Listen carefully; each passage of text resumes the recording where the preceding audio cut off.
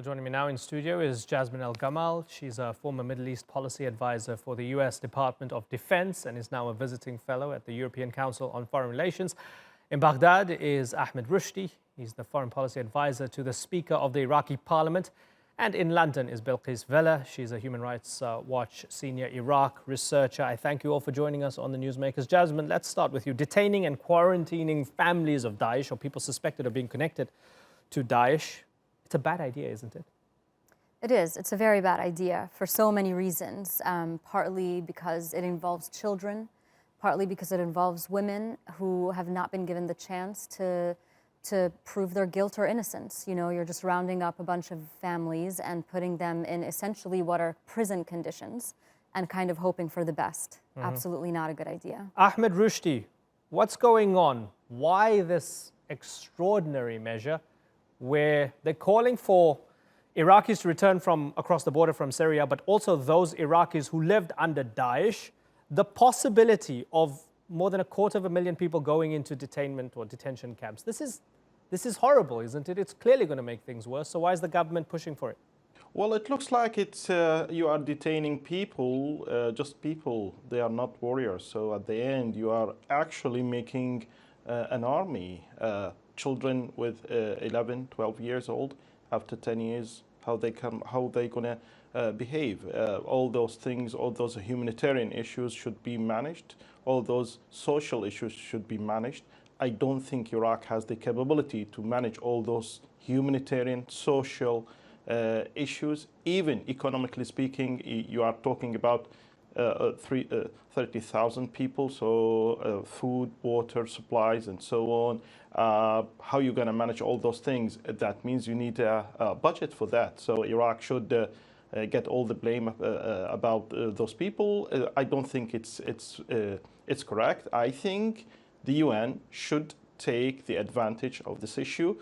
The UN should make monitoring for all those camps, and I think it's an international issue. It's not only Iraqi but issue. The Iraqis are saying, I don't think the international community should put all the blames on the Iraqi shoulders. Okay, but the Iraqis are making this decision for themselves. You have your implementation and follow-up National Reconciliation Committee, and you have them deciding that this is the best way forward. And they're admitting to human rights groups, such as Human Rights Watch, who we'll hear from, that this includes siblings, children, spouses, parents of alleged Daesh members, right? So nobody's been charged with a crime. So Iraq is actually taking the initiative here. Why should the international community get involved here? Why don't the Iraqis sort themselves out? I'm not saying it's easy to integrate those people with the people of Mosul, with the people of Salahuddin, with people of Diyala, with people of Anbar. No one will accept them, for sure. All the people there seeing them as not only warriors, that they are the cause of destroying their houses, destroying their cities. Now, it's a problem, yes, but I think it should be an international effort. By the way, if the Iraqi government accepted that, let's see what the parliament, what's going to do. The parliament should accept something like that. Let's see what's going to happen. But at the end, it's not an only Iraqi issue. Iraq should not involved only on this issue. But it should be an international issue. Okay, but Ahmed, isn't it easier for the Iraqi solutions? Sorry, Ahmed, sorry to interrupt you. Isn't it easier for the Iraqi government to convince their people in places like Mosul that these people are not your enemy? If you're a Mukhtar, you need to allow this family to be registered. If you're a young Iraqi person who suffered under Daesh, isn't it up to the authorities to tell them, don't take out your grievances against these people because they merely lived under Daesh or they might have just been connected to Daesh? Isn't their responsibility to take the sting out of the hate by the government? Why should the international community do this? No, you're absolutely right. It should be the government should do something like that. But tell me, what are the programs for something like that? Because there is no real programs for integration happening in the whole world. So why Iraq should do something like that, especially the liberated area only liberated before, let's say, 2 years, something like that. So the people actually didn't, let's say, forgot what happened at that time. And that's why I think the capability of the Iraqi government does not reach in a way that they can convince people first, and secondly, have the appropriate programs to make integration for those people, those families, with the families of those liberated areas. That's why I'm saying we need the help of the international community to say, okay, guys, you need programs, and those are the programs. Okay, Belkis Wille, is it true that the Iraqi government is incapable of reintegrating these people? That's why the easiest solution is to just stick them into one big camp? So, I mean, as you rightly point out, there's an obligation on the side of the government to do what they need to reintegrate these families and do so safely. Maybe they come, and this is, area specific, family specific. They might come from a neighborhood in Mosul where the neighbors are very angry and might not let them return home safely.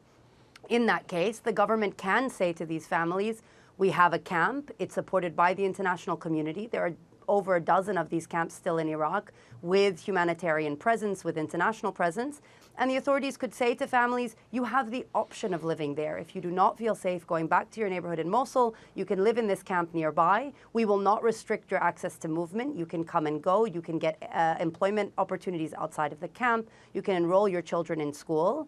And within the confines of this camp, we can ensure your security. Whereas if you return to Mosul, we're not sure that we can because, as was mentioned, hostilities ended not that long ago, and there is anger and grievance in the community, but that's non-coercive. That gives families agency and the choice for their own destiny. Some families might say, I prefer not to be in a camp, but I have relatives in Baghdad or in another part of the country, and there I could reintegrate on my own and set up my own structure and get my kids back into school and get myself working again. The problem with the government approach is that they are unilaterally deciding to remove any agency on the side of the families and to force them against their will into this situation. Right. Jasmine el Gamal, I'm curious to hear what you think about what Gilles de Kerchove, the EU's counterterrorism coordinator, said at a conference in Rome. Gilles said, about 45,000 children born in Iraq but denied citizenship because they were in areas controlled by Daesh risk becoming the next generation of suicide bombers. This is the EU's anti-terrorism chief, right? There's this idea that these people are on the verge of just snapping into becoming suicide bombers and terrorists. Is that an exaggeration, and is that a part of the problem as well? Look, I mean, I think that he's partly saying that to instill some urgency on the part of the international community to say, if we don't do something about this, this is going to turn into a real problem. So it might be a slight exaggeration. Of course, not every one of them is going to turn into a suicide bomber. But what he's trying to say, which is completely valid, is that this is an entire generation of children who are going to be put essentially into a prison, an open-air prison, denied any access to proper education, denied any access to psychosocial services, denied any access to any sort of semblance of a childhood, and we expect them to one day grow up and be normal people. It can't happen. But I want to say just one thing that I think is important to note, because I do agree with Ahmed that it's not fair to put all the blame or to put all of the expectations on the Iraqi government. The Iraqi government has actually done something that not many other governments have done, which is actually take responsibility for their own people, bringing them back from Syria into Iraq as a first step. They should be commended for that. That's what the European governments should be doing as well. They're not. But what happens from here is actually just as important. You can't just bring them back and put them into a camp.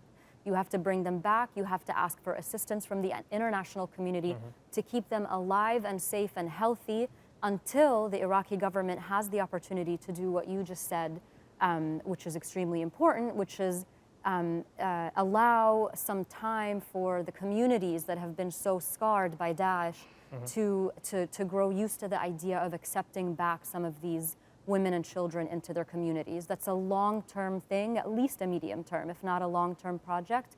In the meantime, the Iraqi government does need help, and European governments should take back their citizens as well. Ahmed Rushdie, we know how this plays out because it's played out in recent history in Iraq itself, where after we saw a lot of Sunnis being marginalized, a lot of people seeing their family members killed, young people were ripe pickings for extremist groups. Isn't the Iraqi government just creating the platform for this story to repeat itself again? You'll have a bunch of Sunnis who have a terrible life and they feel victimized by the majority. Cue a new group, a new ISIS, a new Al-Qaeda, to come in and say, we'll give you some dignity, come and fight for us. That's going to happen, isn't it? Well, you're absolutely right. So all those things can happen. All those things that you said can happen and can happen openly. No one can monitor all those things. And if we are talking about long-term prison, that means that I will be inside the prison for all my life. I don't know actually what is my future. So, and I don't have education. I don't have a psychopath therapy and so on. All those things I don't have, and you need me to stay in the prison and not to go outside. And we are talking about 25,000. Maybe there will be marriages inside those prisons. That means it will be a number that it will be huge enough to say it's an army.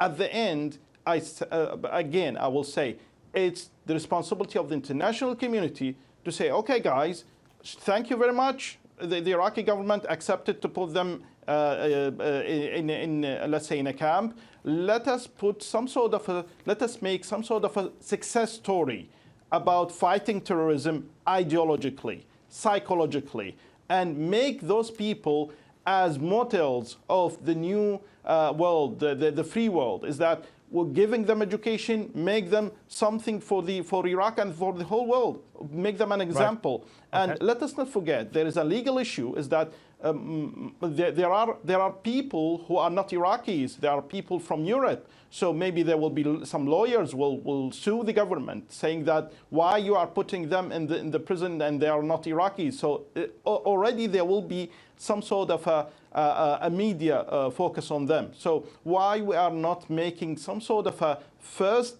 shot for a solution for this problem and keep it on the hands of the Iraqi government, which is also at the end it's not completed. We all know that politically it's not completed. We all know that we have economical issues in Iraq, that the Iraqi government is suffering from economical issues, and that's why I said from the beginning, all those things need a budget. So from where? From Iraq or from the international community or from the UN, from the donations, from where? Okay, understood. Belkis, as your organization has pushed back and criticized the proposed policies, have you had much engagement with the Iraqi government? Are they listening to you? So we've been engaging on this topic of what happens to these families specifically for over 2 years now. I have been discussing this with local tribal leaders, local authorities and the governorates, and of course the federal government. Unfortunately, policies by the government to sequester these families, to further marginalize them, to strip them of all their basic and fundamental rights as citizens by denying them access to civil documentation and free movement, employment, healthcare, etc. All of these policies have not changed in those last 2 years and in fact have become more draconian. Now, in light of this new proposal, we sent a letter with our concerns about the proposal to both the Prime Minister and to the President. We are hoping we receive a response to those letters, and really not just a formal response, but an opening to have dialogue with the government around really not only what international human rights law says, but what Iraqi law says, because Iraqi law is absolutely clear that this is fundamentally illegal. And judges, including senior judges that I spoke to within the High Judicial Council, they told me this proposal would easily be challenged in the Supreme Court in Iraq and should not move forward in their view. Okay, so Ahmed, tell your friends and colleagues in Parliament to get in touch with Belkis and Human Rights Watch because they want to talk, they want to work with you, and they want to sort this out. I want to finish up with Jasmine. Jasmine, is this story a microcosm of the bigger question of what happens after Daesh? Okay, you can defeat Daesh, you can smash them up, you can destroy their power structure, you can destroy their army on the ground, but afterwards, does anybody know what to do?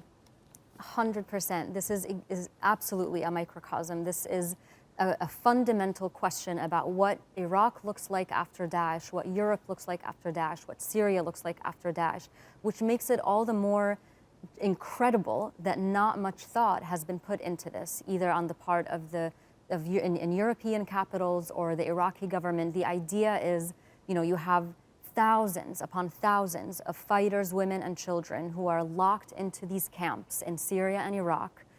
The Europeans don't want to take them home. The Iraqis don't know what to do with them, so they're sequestering them into these camps. The Syrians certainly don't want them back. There is a critical need for governments to get together and figure out what this looks like, because jailing an entire generation of children with their mothers, putting a bunch of fighters in jail to become more and more radicalized, is the absolute worst possible thing we can do for everybody's security. Iraq, Syria, Europe, the entire international community has a responsibility to solve this, and they need to start thinking about it now. Okay. Jasmine, Ahmed, and Belkis, pleasure having you all on the Newsmakers. Thanks for joining us.